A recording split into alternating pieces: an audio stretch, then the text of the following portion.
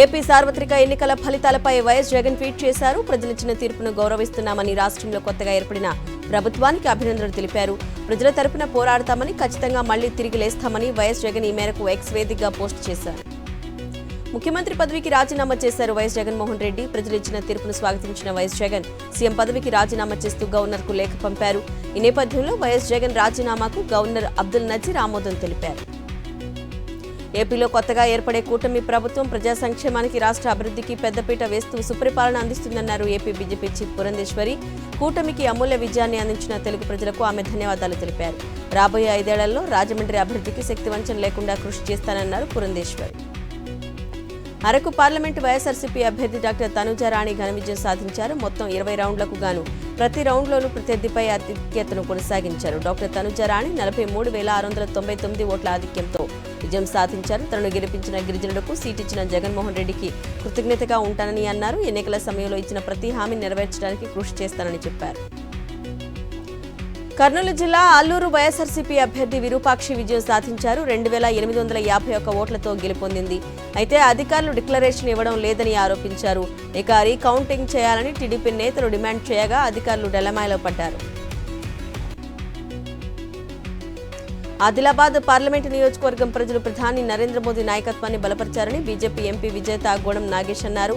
ఎన్నికల్లో తన కోసం శ్రమించిన కార్యకర్తలు, నాయకులకు ధన్యవాదాలు తెలిపారు. తన విజయానికి బీజేపీ ఎమ్మెల్యేల కృషి ఎంతో ఉందన్నారు. సంస్కృతి సంప్రదాయాల కోసం బీజేపీ పనిచేస్తుందన్నారు. అనంతపురం జిల్లాలో పచ్చమూకలు బరి తెగించారు. హిందూపురం ఎంపీ గోరంట్ల మాధవ్ ఇంటిపై తెలుగుదేశం కార్యకర్తలు రాళ్లదాడి చేశారు. రాళ్లదాడిలో ఎంపీ మాధవ్ ఇంటి అద్దాలు ధ్వంసం కావడంతో ఎంపీ మాధవ్ కాలికి గాయమైంది. ఘటనా పరిస్థితిని తెలుసుకున్న రాప్తాడు ఎమ్మెల్యే తోపుదుర్తి ప్రకాష్ రెడ్డి మాధవ్ ఇంటికి వెళ్లి దాడి జరిగిన తీరును పరిశీలించారు. పోలీసు ఉన్నతాధికారులకు ఫిర్యాదు చేశారు. తిరుపతి ఎంపీగా 2వసారి గెలిపించిన ప్రజలకు రుణపడి ఉంటామన్నారు ఎంపీ గురుమూర్తి. తిరుపతి పార్లమెంటు స్థానం నుంచి గురుమూర్తి 14,000 మెజారిటీతో గెలుపొందారు. వైఎస్ జగన్ తనపై ఉంచిన బాధ్యతలను నెరవేరుస్తారని, ప్రజలకు అండగా నిలుస్తామన్నారు ఎంపీ గురుమూర్తి.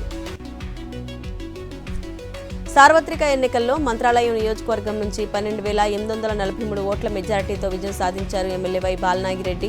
అనంతరం ఆయన కర్నూలులో వెలసిన బాల సాయిబాబా ఆలయంలో ప్రత్యేక పూజలు నిర్వహించి మొక్కులు తీర్చుకున్నారు. వరంగల్, ఖమ్మం, నల్గొండ పట్టభద్రుల నియోజకవర్గ ఉప ఎన్నిక ఓట్ల లెక్కింపునకు సర్వం సిద్ధమైంది. నల్గొండలోని స్టేట్ వేర్ హౌసింగ్ కార్పొరేషన్ గోదాంలో 4 కౌంటింగ్ హాల్స్ ఏర్పాటు చేశారు.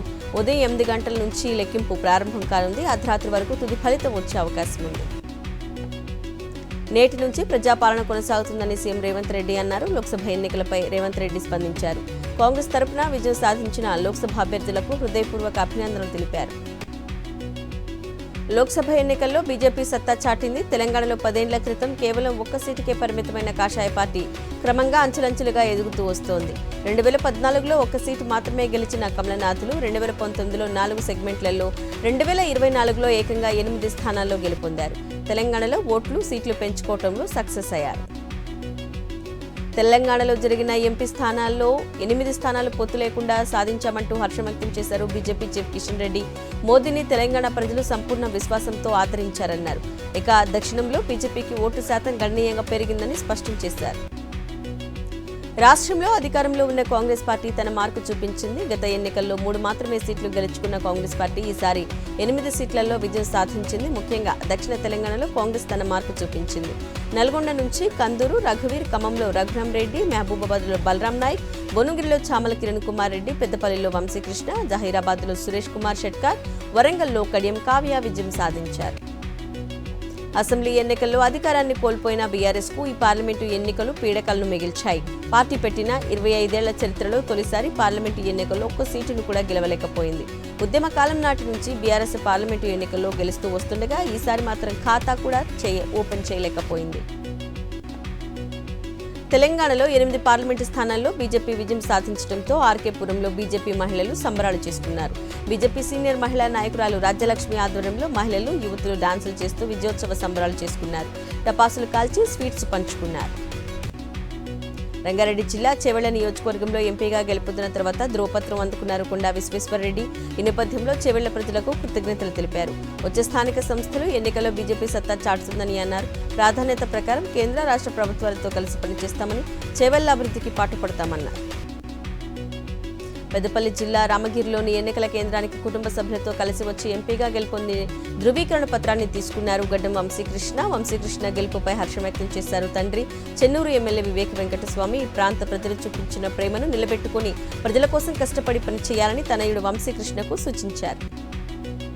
మంచిర్యాల జిల్లా చెన్నూరు నియోజకవర్గ కేంద్రంలో కాంగ్రెస్ శ్రేణులు సంబరాలు జరుపుకున్నారు. పెద్దపల్లి పార్లమెంటు ఎన్నికల్లో బీజేపీ, బీఆర్ఎస్ ఇరు పార్టీలతో హోరాహోరీగా సాగిన పోరులో కాంగ్రెస్ ఎంపీ అభ్యర్థి గడ్డం వంశీకృష్ణ భారీ మెజారిటీతో విజయం సాధించారు. ఈ సందర్భంగా కాంగ్రెస్ నాయకులు, కార్యకర్తలు పట్టణంలోని తెలంగాణ తల్లి విగ్రహం వద్ద బాణసంచా కాల్చి సంబరాలు జరుపుకున్నారు. తన విజయానికి కృషి చేసిన ప్రతి ఒక్కరికి కృతజ్ఞతలు తెలియజేశారు. బీజేపీ మహబూబ్ నగర్ ఎంపీగా గెలుపొందిన డీకే అరుణ ఎన్నికల ప్రచారంలో తాను ఇచ్చిన హామీలను అమలు చేసేందుకు చిత్తశుద్ధితో పనిచేస్తారని చెప్పారు. దేశంలో మరోసారి మోదీ ప్రధాని కావాలన్న ప్రజల ఆకాంక్ష నెరవేరుతుందని ఆమె అభిప్రాయపడ్డారు. ఎవరు ఎన్ని కుట్రలు చేసినా, అవమానకరంగా మాట్లాడినా ప్రజలు తనను ఆశీర్వదించారని డీకే అరుణ హర్షం వ్యక్తం చేశారు. మహబూబాబాద్ లోక్సభ నియోజకవర్గంలో కాంగ్రెస్ పార్టీ అభ్యర్థి పోరిక బలరాం నాయక్ భారీ విజయం సాధించారు. బీఆర్ఎస్ అభ్యర్థి మాలోతు కవితపై 3.49 లక్షల ఓట్ల మెజారిటీతో ఘన విజయం సాధించారు. ఈ నేపథ్యంలో ప్రధాన నేతలందరూ పుష్పగుచ్చాలు అందించి శాల్వాలతో ఘనంగా సత్కరించారు.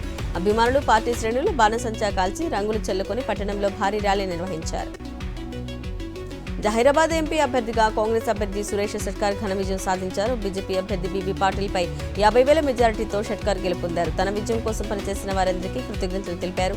ఈ విజయానికి రేవంత్ రెడ్డి, రాహుల్ గాంధీ నాయకత్వమే కారణమన్నారు. కామారెడ్డి జిల్లా జహీరాబాద్ ఎంపీ అభ్యర్థి సురేష్ షెట్కార్ గెలవడంతో పార్టీ శ్రేణులు ఘనంగా వేడుకలు నిర్వహించారు. బాన్సువాడ అంబేద్కర్ సెంటర్ వద్ద స్వీట్లు తినిపించుకొని బాణసంచా కాల్చి విజయోత్సవ వేడుకలు జరిపారు.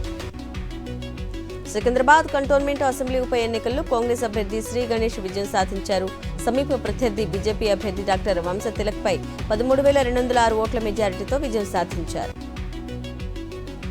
కాళేశ్వరం ప్రాజెక్టులోని అన్నారం బ్యారేజ్లో గ్రౌండింగ్ పనులు ప్రారంభమయ్యాయి. డౌన్ స్ట్రీమ్లోని 38వ గేటు వద్ద జరుగుతున్న పనులు వర్షం కారణంగా ఆగిపోయాయి. నీరు లీక్ కాకుండా ఉన్నంత వరకు పనులు చేయనున్నట్టు ఇంజనీర్లు తెలిపారు. నేషనల్ డ్యామ్ సేఫ్టీ అథారిటీ సూచనల మేరకు బ్యారేజ్లో కుంగిన 19, 20, 21వ పియర్ల వద్ద ఏర్పడ్డ ఖాళీ ప్రదేశాలను సిమెంటు, ఇసుక మిశ్రమంతో కెమికల్ గ్రౌండింగ్ పనులు చేపడుతున్నారు.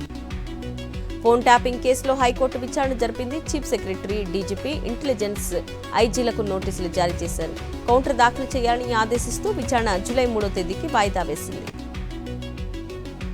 ఛత్తీస్గఢ్ దంతెవాడ జిల్లాలో 2 మావోయిస్టులు పోలీసుల ఎదుట లొంగిపోయారు. లోన్ వర్రాటు ప్రచారానికి ఆకర్షితులైన 2 నక్సలైట్లు జనజీవన స్రవంతిలోకి వచ్చినట్లు పోలీసులు తెలిపారు. 2 నక్సలైట్లకు పునరావాస పథకం కింద ఒక్కొక్కరికి 25,000 రూపాయల నగదు చొప్పున ప్రోత్సాహక బహుమతి అందజేశారు. వికారాబాద్ జిల్లా కోటపల్లి వికారాబాద్ మధ్యలో ఆర్టీసీ బస్సు బోల్తా పడింది. వికారాబాద్ డిపోకి చెందిన ఆర్టీసీ బస్సు కోటపల్లి నుంచి వికారాబాద్కు వస్తుండగా అదుపు తప్పి కల్వర్టు దగ్గర బోల్తా కొట్టింది.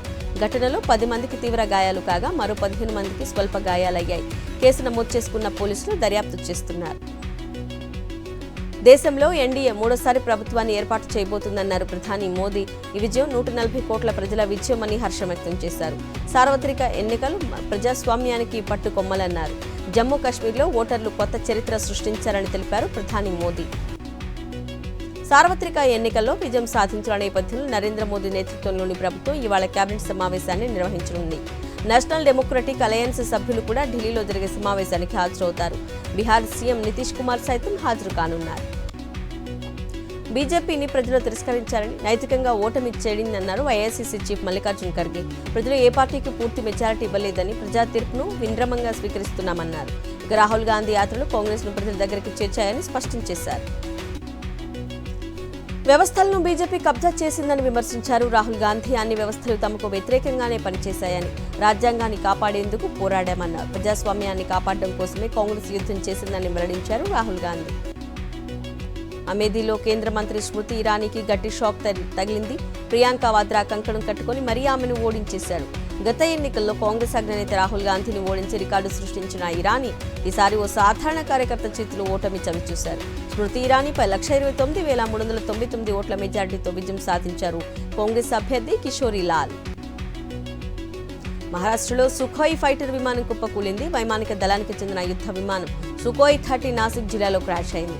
హిందుస్థాన్ ఏరోనాటిక్స్ లిమిటెడ్ సంస్థ వద్ద ఓవరాలింగ్కు వెళ్లిన ఫైటర్ విమానం నేలకూలింది. ఈ ప్రమాదం నుంచి పైలట్లు 2 సురక్షితంగా బయటపడ్డారు. లైంగిక దౌర్జన్యాల కేసులో తీవ్ర ఆరోపణలు ఎదుర్కొంటున్న జేడీఎస్ సస్పెండెడ్ నేత ప్రజ్వల్ రేవణ్ణకు ఓటర్లు తగిన బుద్ధి చెప్పారు. లోక్సభ ఎన్నికల్లో ఘోర ఓటమి పాలయ్యారు ప్రజ్వల్. కర్ణాటకలో ఎన్డీఏ హవా కొనసాగిన జేడీఎస్ కు పట్టున్న హసన్లో మాత్రం ప్రజ్వల్ కు ఓటమి తప్పలేదు. కాంగ్రెస్ అభ్యర్థి శ్రేయస్ ఎం పాటిల్ చేతిలో 43,000 ఓట్ల తేడాతో పరాజయం పాలయ్యారు.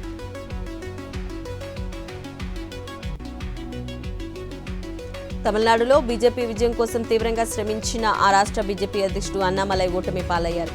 కోయంబత్తూరు నుంచి బీజేపీ అభ్యర్థిగా బరిలో దిగిన అన్నామలపై డీఎంకే అభ్యర్థి గణపతి రాజ్ కుమార్ విజయం సాధించారు. అయితే నియోజకవర్గంలోని ఓ పోలింగ్ కేంద్రంలో అన్నామలైకి కేవలం ఒకే ఒక్క సీటు పోలైంది. చెన్నై, తైవాన్ మధ్య ఉద్రిక్తతలు పెరుగుతున్నాయి. తైవాన్ సరిహద్దుల్లోకి చొరబడేందుకు చైనా సైన్యం ప్రయత్నించింది. 13 విమానాలు, 5 నౌకలు, 4 కోస్ట్ గార్డ్ నౌకలను తమ సరిహద్దుల వద్ద చైనా మోహరించిందంటూ తైవాన్ ప్రకటించింది. ఈ క్రమంలో చైనా కార్యకలాపాలను అడ్డుకునేందుకు తైవాన్ కూడా విమానం, నౌకలు, వాయు రక్షణ క్షిపణి వ్యవస్థలను మోహరించింది. పాకిస్తాన్ మాజీ ప్రధాని ఇమ్రాన్ ఖాన్ కు పలు కోర్టుల్లో ఊరట లభించింది. 3 ముఖ్యమైన కేసుల్లో ఇమ్రాన్ ఖాన్ నిర్దోషి అంటూ ఇస్లామాబాద్ హైకోర్టుతో పాటు స్థానిక కోర్టులు తీర్పు వెలువరించాయి. మాజీ విదేశాంగ మంత్రి షా మొహమ్మద్ ఖురేషీ కూడా సైఫర్ కేసులో ఇస్లామాబాద్ కోర్టులో నిర్దోషిగా ప్రకటించింది. యంగ్ హీరో కార్తికేయ లీడ్ రోల్లో తెరకెక్కిన లేటెస్ట్ మూవీ భజే వాయువేగం. యాక్షన్ థ్రిల్లర్ గా రూపొందిన ఈ మూవీ కలెక్షన్ల వర్షం కురిపించింది. అయితే దీంతో పాటు గ్యాంగ్స్ ఆఫ్ గోదావరి, గమ్ గమ్ గణేష సినిమాలు రిజర్వ్ అవ్వడం వల్ల కార్తికేయ మూవీకి గట్టి పోటీ నెలకొంది. మూడింటికి భారీ అంచనాలు నెలకొన్నప్పటికీ భజే వాయువేగం మాత్రం బాక్సాఫీస్ వద్ద మంచి టాక్ సొంతం చేసుకుంది. టీ20 వరల్డ్ కప్ 2024 టైటిల్ను గెలుచుకోవడానికి రోహిత్ శర్మ నాయకత్వంలో భారత జట్టు పోరాటానికి సిద్ధమైంది. ఇవాళ ఐర్లాండ్తో జరిగే మ్యాచ్తో భారత జట్టు తన ప్రయాణాన్ని ప్రారంభించనుంది. న్యూయార్క్లోని నసావు కౌంటీ ఇంటర్నేషనల్ క్రికెట్ స్టేడియంలో ఇరు జట్ల మధ్య ఈ మ్యాచ్ జరగనుంది. అయితే మ్యాచ్కు వర్షం వల్ల అంతరాయం కలిగే అవకాశం ఉన్నట్లు తెలుస్తోంది. టీ20 ప్రపంచ కప్లో భాగంగా తాజాగా ఉగాండా, ఆఫ్ఘనిస్తాన్ మధ్య జరిగిన మ్యాచ్ను ఆఫ్ఘనిస్తాన్ జట్టు భారీ స్కోర్తో విజయం సాధించింది. ఉగాండాపై 125 పరుగుల తేడాతో గెలుపొందింది. తొలుత బ్యాటింగ్కు దిగిన ఆఫ్ఘాన్ టీం నిర్ణీత 20 ఓవర్లలో 5 వికెట్లకు 183 పరుగులు స్కోర్ చేసింది. ఆ తర్వాత లక్ష్య ఛేదనకు దిగిన ఉగాండా జట్టు ఆఫ్ఘాన్ బౌలర్ల ధాటికి విలవిల్లాడి 16 ఓవర్లకు 58 పరుగులు మాత్రమే చేయగలిగింది. పాకిస్తాన్ కెప్టెన్ బాబర్ ఆజమ్ తమ జట్టు వికెట్ కీపర్ అయిన ఆజం ఖాన్ పై తాజాగా చేసిన కామెంట్స్ ఇప్పుడు నెట్టింట ట్రెండ్ అవుతోంది. ఇది విన్న ఫ్యాన్స్ అతన్ని తిట్టిపోస్తున్నారు. ఆజం ఖాన్ ను గెండా అని పిలిచాడని, బొడ్డుగా ఉండేవారినే అలా పిలుస్తారంటూ కామెంట్ చేస్తున్నారు. టీ20 వరల్డ్ కప్ ప్రాక్టీస్ సమయంలో ఈ మాట బాబర్ అన్నట్టు తెలుస్తోంది. దీనికి సంబంధించిన వీడియో కూడా సోషల్ మీడియాలో ఇప్పుడు ట్రెండ్ అవుతోంది. నైరుతి రుతుపవనాల రాకతో తెలుగు రాష్ట్రాల్లో వర్షాలు కురుస్తున్నాయి. ఏపీలోని పలు జిల్లాల్లో భారీ వర్షాలు కురిసే అవకాశం ఉండగా తెలంగాణలో కూడా మరో 3 రోజులు భారీ వానలు పడే ఛాన్స్ ఉంది. శ్రీకాకుళం, విజయనగరం, పార్వతీపురం, మన్యం, అల్లూరి సీతారామరాజు, శ్రీ సత్యసాయి, వైఎస్ఆర్లతో పాటు అన్నమయ్య, చిత్తూరు, తిరుపతి జిల్లాల్లో అక్కడక్కడ పిడుగులతో కూడిన మోస్తరు నుంచి భారీ వర్షాలు కురిసే అవకాశం ఉంది. తెలంగాణలోకి నైరుతి రుతుపవనాలు చురుగ్గా కదులుతున్నాయి. ఈసారి సాధారణం కంటే అధిక వర్షపాతం నమోదయ్యే సూచనలు ఉన్నట్లు వాతావరణ శాఖ అధికారులు తెలిపారు. ఇక 3 రోజుల పాటు రాష్ట్రంలోని దక్షిణ జిల్లాలో భారీ వర్షాలు పడే ఛాన్స్ ఉందని తెలిపారు.